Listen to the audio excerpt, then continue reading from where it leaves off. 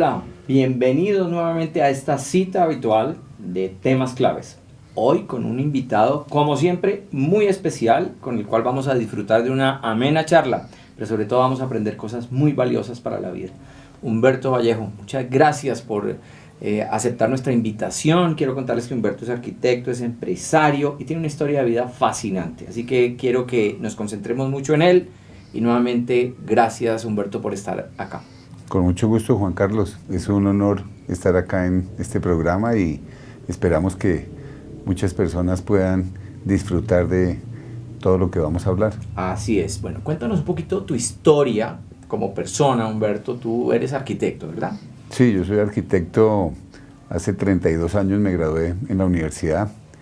Hace 5 años decidí volverme ecológico y realmente ha sido una transición importante porque le he podido transmitir a personas cómo cuidar el planeta y cómo utilizar de una manera más adecuada los recursos naturales que realmente son la obra de Dios. O sea, lo que estamos defendiendo es la obra de Dios. O sea, estamos guardando la creación.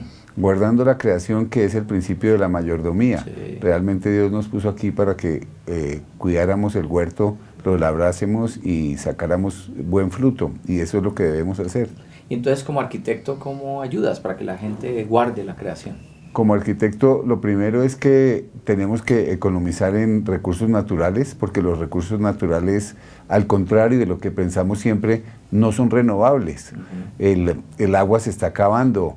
La energía que producimos contaminando el planeta y que realmente cuesta muchísimo en sostenibilidad, la podemos obtener del sol, que es una fuente inagotable.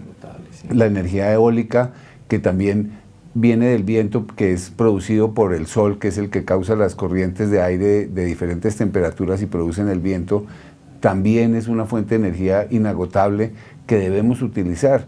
Imagínate que hay 4.000 millones de años de reserva de sol, o sea que creo que no tenemos forma de acabarnos esa gran reserva que Dios nos entregó para que nosotros la aprovecháramos. Aparte de eso, pues hay materiales y productos que debemos utilizar para tener una vida que sea amigable con el medio ambiente. Muy bien, y entonces preservamos de esa manera, pues conservamos el medio ambiente y colaboramos además para que se mantenga bien.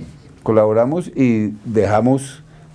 La sostenibilidad consiste en dejar los recursos suficientes a las futuras generaciones, como mínimo los que nosotros mismos encontramos cuando llegamos a este planeta. Como mínimo lo que encontramos nosotros. Correcto, esa es la idea. Y la nueva generación hará lo suyo. Y la nueva generación hará lo suyo porque, como dice en un letrero en el Parque Tayrona, en Colombia, dice: bienvenidos al Parque Natural Tayrona. Este parque es de todos los colombianos. Sí. Muchos ya se han ido, otros están aquí, pero la gran mayoría aún no han nacido. Y es lo mismo que pasa con nuestro planeta. Con nuestro planeta. Maravilloso Parque Tayrona. Un poco de información para los que no viven en Colombia y no lo conocen, que además pueden venir a conocerlo. Es un parque que tiene una altísima montaña nevada.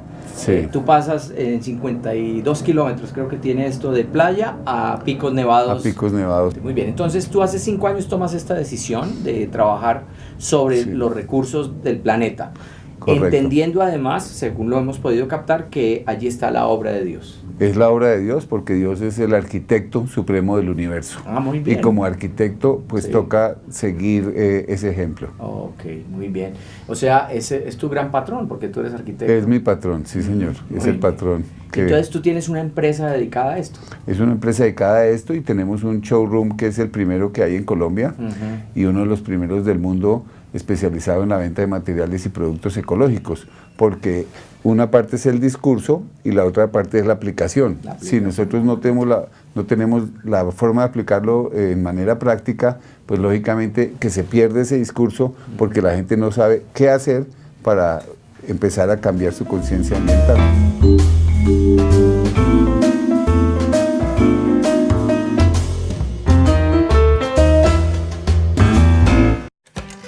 Vuelve el primer periódico cristiano en Colombia. Ahora online. Desafíoonline.com. La actualidad de la iglesia al alcance de un solo clic. Unidad, noticias, palabra, familia.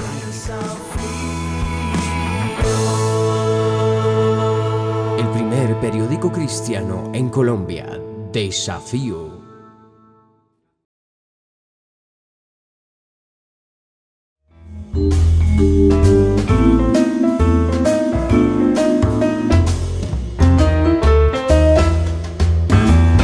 Ustedes podrán creer que vamos a hablar de ecología y en realidad esa es una de las aristas del tema.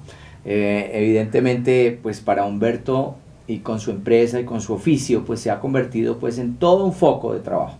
Pero lo interesante es otra historia, Humberto, que es la que hoy nos concita aquí, nos reúne. Yo quiero que me cuentes un poquito tu historia familiar, ¿ok? Tú eres el mayor de los hijos.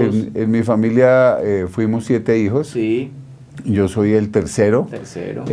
El primer varón de la familia. Sí. En mi familia, pues básicamente vivimos como una idea de la religiosidad de la Iglesia Católica y seguimos de todas maneras unos principios de vida que se cimentaron desde las anteriores generaciones, los padres de mis padres, quienes vivieron también un estilo de vida, pero un estilo de vida sencillo, humilde, austero, sin grandes pretensiones, y de esa manera, pues, nos criamos nosotros. Sí. Después empezamos nuestra educación escolar, estudiamos en colegios excelentes. Yo me gradué del Colegio San Carlos, que es tal vez uno de los mejores de Colombia. Después estudié en la universidad y... ¿A qué universidad fuiste? Fui a la Universidad Piloto de Colombia, donde recibí el grado de arquitecto, y posteriormente pues hice algunos estudios adicionales en urbanismo, en diseño, pero lo más importante es que hubo como un rompimiento entre lo que uno quiere hacer en la vida y lo que debe hacer en la vida. Ajá. Y el mundo con todas sus cosas atractivas, con todo lo que es el trago, la fiesta, la parranda, llamativo, las mujeres, sí. Todo lo empieza a atraer a uno y como que ese cambio de rumbo, ese cambio de dirección lo desvía a uno de los objetivos que tenía inicialmente. Y yo me casé con una mujer que me impresionó porque era muy viajada, conocía muchos idiomas y sin conocerla muy bien tomé la decisión de casarme, de irnos a vivir juntos inicialmente. Tuvimos a nuestro primer hijo, Juan Diego, sí. Que nació en 1986 y fue mi primer gran alegría verdadera en la vida. Yo duré 3 días con una sonrisa, no se me podía quitar. Yo creo que cualquier persona que me mirara sabía que yo había tenido un hijo porque era increíble la sonrisa que no se me quería borrar. Y de todas maneras, después nacieron mi otro hijo Santiago y mi otro hijo Nicolás. Y empezamos con una vida un poco desordenada en la casa que nos condujo pues a excesos de licor y a excesos de parranda, lo cual pues lógicamente no trae ningún beneficio ni para uno ni para su familia. Ajá. Muy bien, entonces vas conformando tu familia, los hijos van creciendo, ¿qué va pasando allí? Sí, en la vida de familia? Los hijos fueron creciendo. Nosotros pensamos que realmente las cosas que nosotros hacíamos no los podían afectar a ellos porque eran pequeños. Sin embargo, ellos siempre lo están mirando a uno. Uno puede decirles cualquier cosa, pero verdaderamente el ejemplo viene es por lo que ellos ven.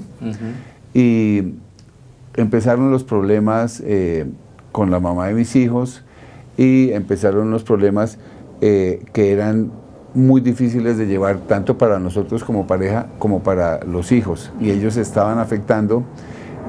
Yo tomé una decisión un día de dejar el trago. La había tomado por ahí unas 50 veces diferentes, pero un día le dije a Dios, yo necesito que me ayudes para dejar esto porque yo no quiero afectar más a mi familia. Y perdóname, ¿de qué manera te afectaba el licor? ¿Eras un bebedor social? Era un bebedor social, pero después empezó unos episodios en los que ya bebía en la casa, bebía solo, bebía con la mamá de mis hijos, pero no era un tema, digamos, social de vez en cuando, sino ya se volvía, digamos, 3, 4 veces a la semana. Sí. Había peleas, pasé los días más incómodos de mi vida porque perdí físicamente el tiempo estando enguayabado, duraba toda la mañana recuperándome. Ya vos la resaca del otro día.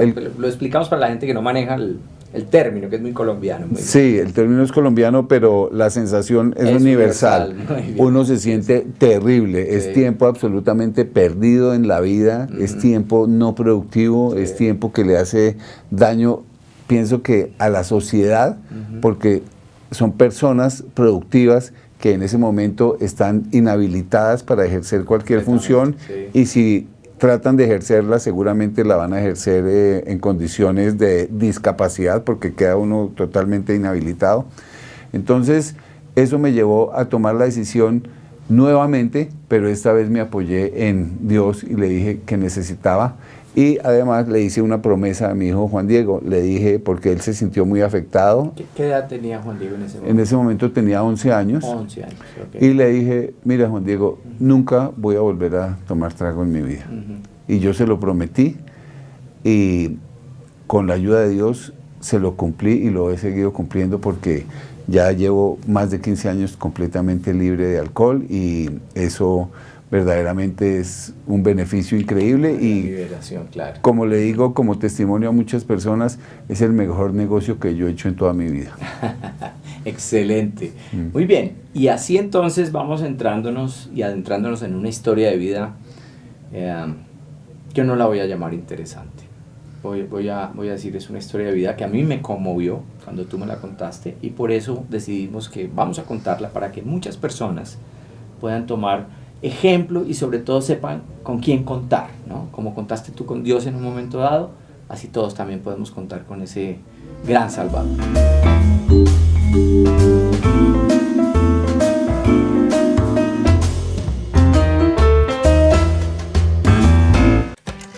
Vuelve el primer periódico cristiano en Colombia. Ahora online. Desafíoonline.com. La actualidad de la iglesia al alcance de un solo clic. Unidad, noticias, palabra, familia.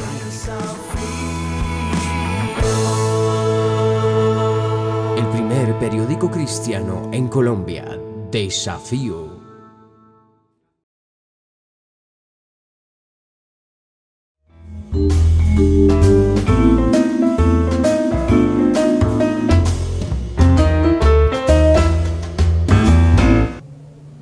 Continuamos con Humberto Vallejo, su historia.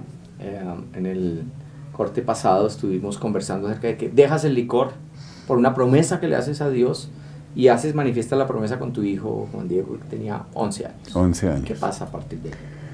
A partir de eso empezó a cambiar mi vida.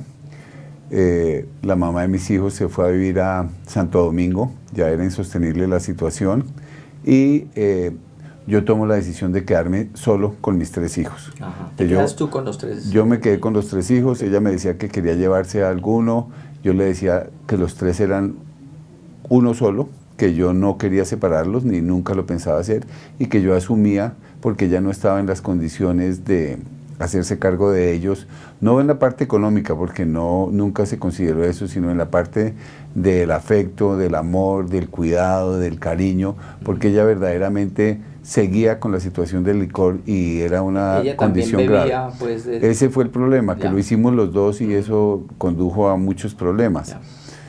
Juan Diego era el mayor, seguían los otros 2, los 3 estudiaban en el mismo colegio. Más adelante Juan Diego empezó a tener problemas de disciplina en el colegio. Precisamente como los 3 eran uno solo, los cambié a los 3 a un nuevo colegio para evitar inconvenientes. Más tarde Juan Diego se sale de ese colegio y empieza una carrera de colegios que semestralizados, que esto es más fácil, que es más rápido, a tomar atajos, lo cual tampoco está bien. Yo pues seguí en la situación y un día me entero que Juan Diego ha empezado a consumir algunos tipos de sustancias. Lo entré a un sitio donde pensé que le iban a dar la ayuda necesaria en un centro de rehabilitación.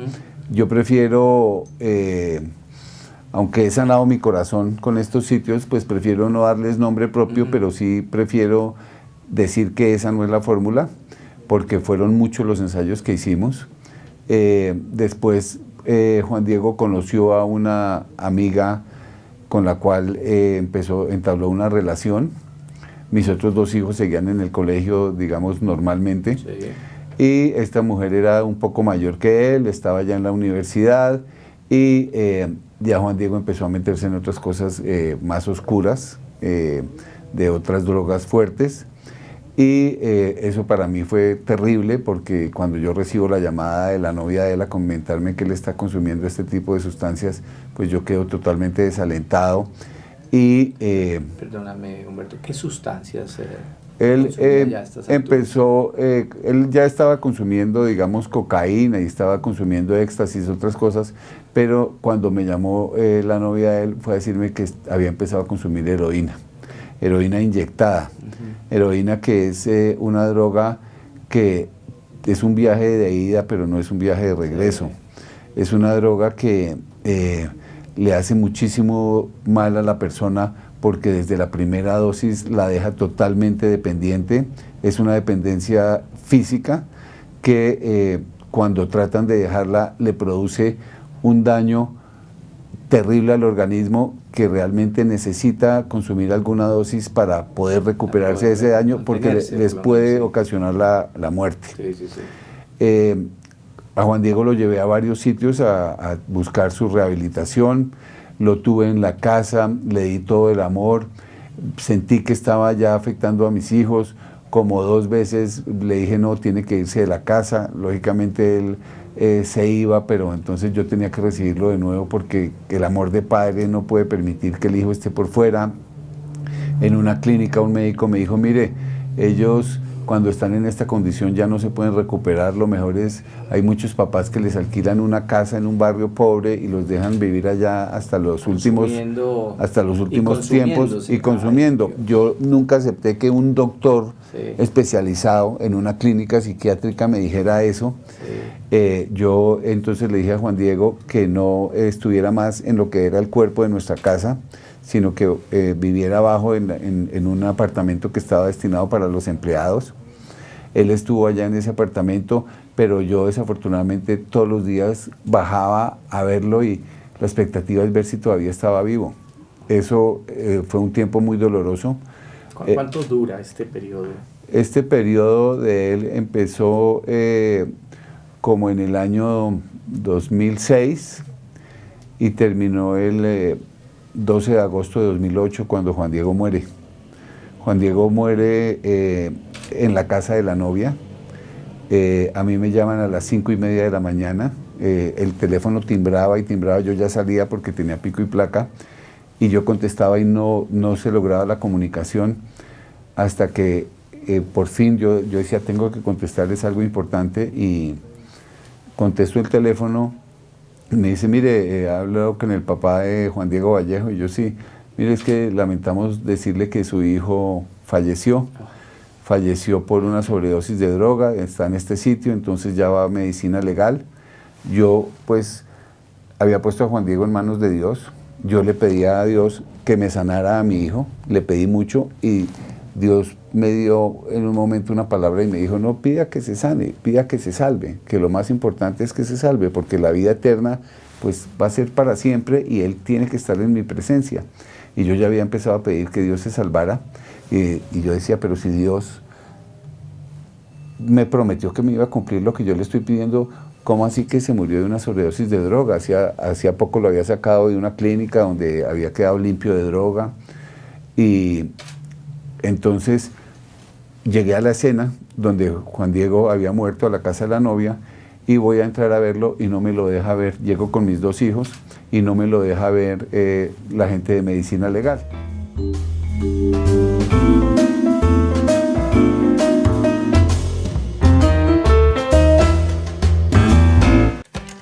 Vuelve el primer periódico cristiano en Colombia.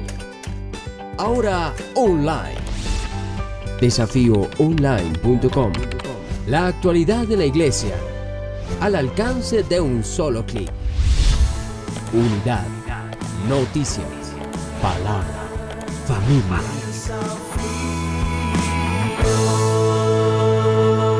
El primer primer periódico cristiano en Colombia, Desafío.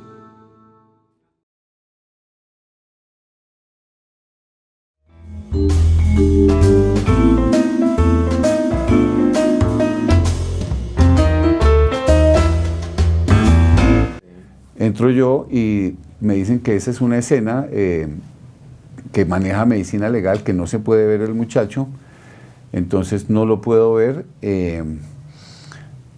Con mis hijos pues quedamos un poquito como a la expectativa y lo llevan a medicina legal.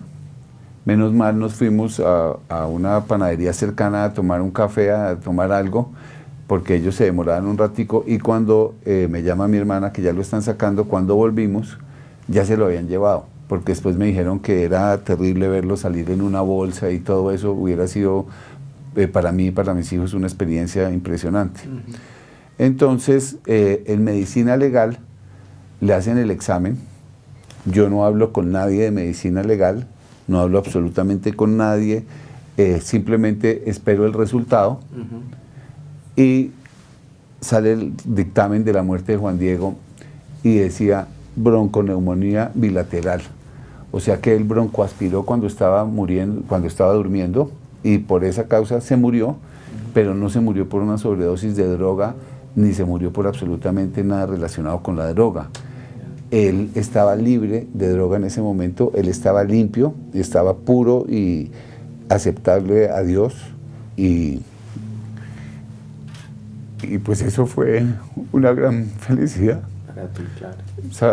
Esa fue una gran dicha, porque pues vimos que la misericordia de Dios estuvo con él, vimos que el diablo no se lo pudo llevar, vimos que verdaderamente Dios cumple lo que dice. Lo que promete. Y yo llamé a mis hijos y les dije, Juan Diego estaba sano, Juan Diego estaba limpio, se fue a la presencia de Dios, y eso fue muy importante para nosotros, y fue muy importante para dar testimonio de que Dios está ahí, está pendiente y está presente, y Él se hace cargo. Él toma a sus hijos. Y hay que pedirle y Él responde. Humberto, claro, entendiendo pues cuánto te conmueve esto, y nos conmueve a todos, por supuesto. ¿Tus hijos? ¿Cómo quedan tus hijos con este evento? Pues mis hijos quedan tristes. La situación es que mi hijo menor tenía 16 años y a los 8 días de haberse muerto Juan Diego, él tenía programado un viaje para Estados Unidos, y él me dijo que no se quería ir porque pues no quería dejarme, y Santi y yo le dijimos que se tenía que ir porque Juan Diego hubiera querido que él se fuera y que él se debía ir. Entonces de ser una familia de 4 personas, en una semana quedamos dos, Santi y yo. Y eso le hace mucho daño a Santi. Santi empieza a meterse en problemas también. Y como unos 3 meses después de la muerte de Juan Di, nosotros estábamos viviendo en Yerbabuena, y pues decidimos venirnos a vivir a Bogotá por lo menos un tiempo para estar más cerca de la familia y más cerca de la Universidad de Santi. Y como a los 3 meses estaba yo en el apartamento y Santi no llegaba, y empecé a marcarle al celular como a las 3 de la mañana y no contestaba, y sonaba el celular y sonaba, y yo lo empecé a oír como cerquita, y fui a mirar y él no estaba, y fui a abrir la puerta del apartamento y Santiago estaba tirado en el piso inconsciente, y el celular ahí al lado. Lo entré y lo tuve en mis brazos, y casi se me muere Santiago a los 3 meses de haberse muerto Juan Diego, en mis brazos. Y como ya había pasado tantas cosas con Juan Diego, y había estado en clínicas y en diferentes sitios donde no hacen absolutamente nada por los muchachos, y no les dan realmente lo que deben darle, yo me di cuenta que la fórmula era el amor. la fórmula, la única fórmula que sirve es el amor. Sacarlo de allí. Para levantar a mi muchacho, porque no lo podía llevar a un sitio, no lo podía ir a internar, no lo podía nada. Lo único que podía darle era amor. Y lo tomé literalmente en mis brazos, lo cuidé hasta el amanecer y de ahí en adelante tomé la decisión de salvar a mi hijo con el lenguaje del amor. Y haciendo todo lo posible, y hace un mes se graduó de comunicación social en la universidad y está ayudando a muchachos y transformando vida de muchachos. Hoy está en Cartagena ayudándole a otros muchachos a salir de sus problemas y a mostrarle que hay una vida y que hay una esperanza. Muy bien. Eso Muy es. bien. Humberto, gracias. No sabes cuánto nos conmueve todo esto. Estamos hablando sobre un papá con sus hijos y cómo y de qué manera él descubre que el método para poderlos traer a la vida nuevamente es el amor.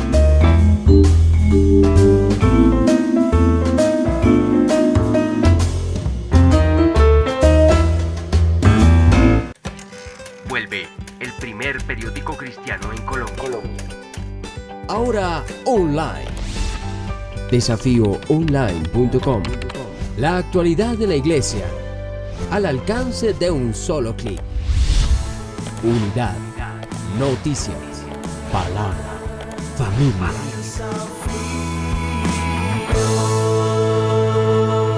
El primer periódico cristiano en Colombia. Desafío.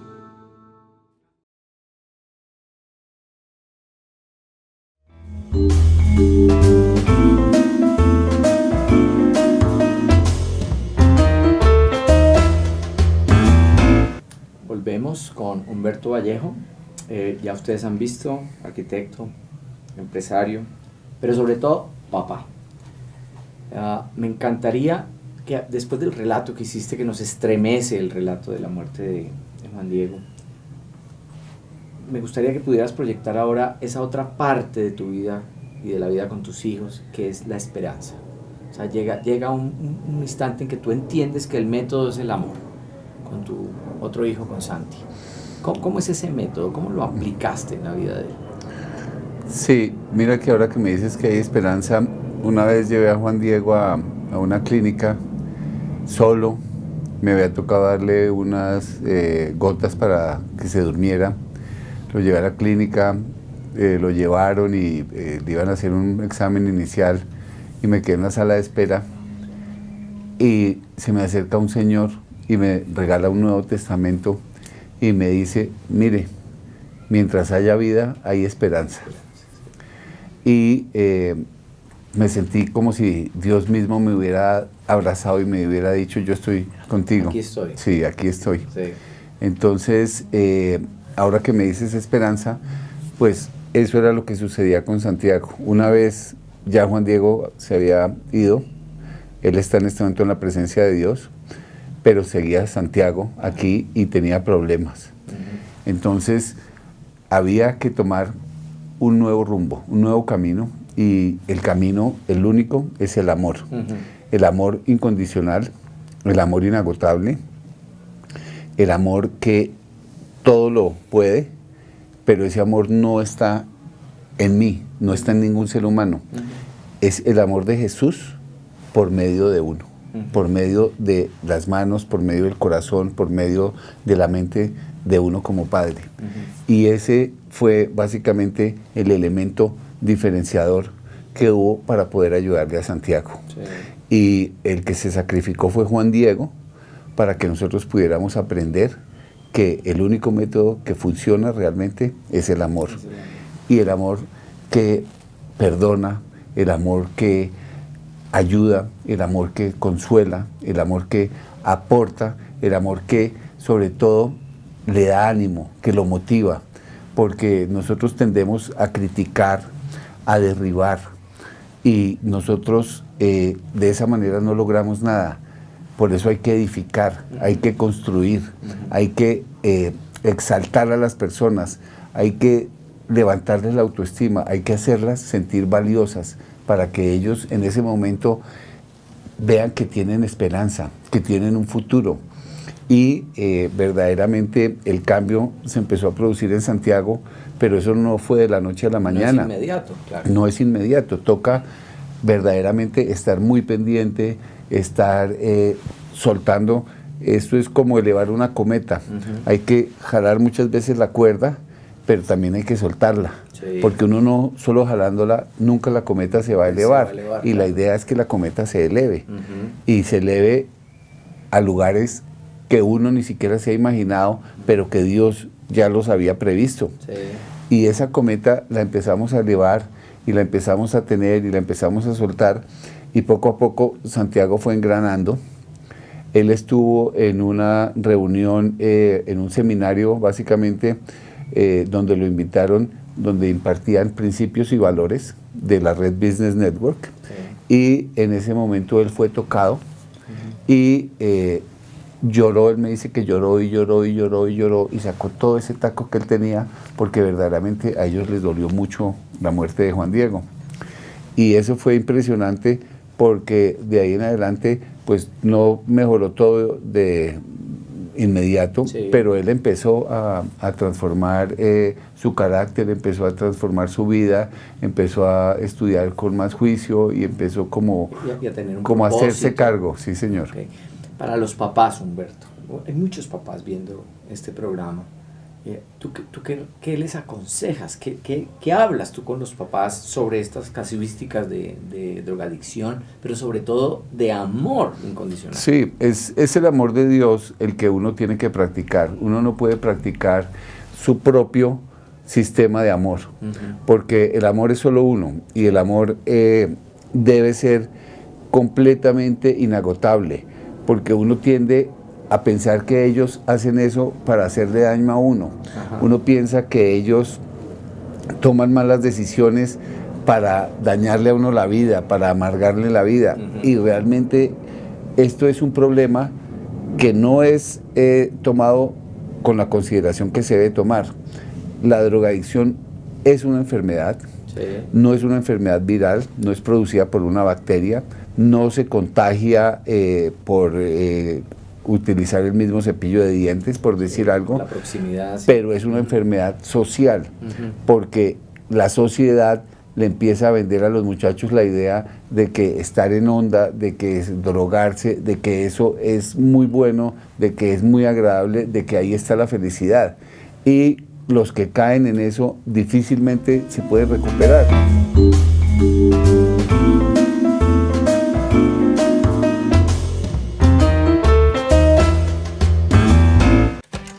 Vuelve el primer periódico cristiano en Colombia. Ahora online. Desafíoonline.com. La actualidad de la iglesia al alcance de un solo clic. Unidad, noticias, palabra, familia.